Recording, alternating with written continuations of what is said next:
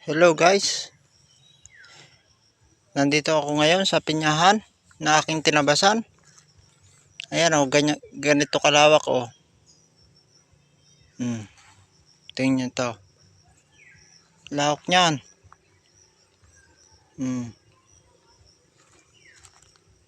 Tingnan niyo po. Ito po ang tanim nito ay nasa 8,000 po ang tanim nito pag nataniman na. Ay ako pa rin ang magtatanim na rin. Ito pa, hinahakot ko pa yung aking tinabas.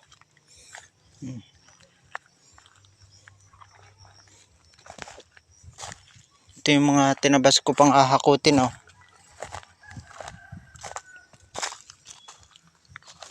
Malawak po ito.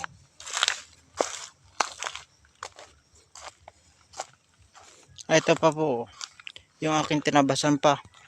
Matanim po ito ng mga 1.5. Ayan po.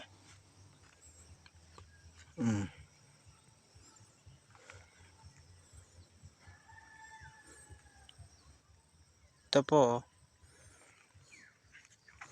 Ayan po yan.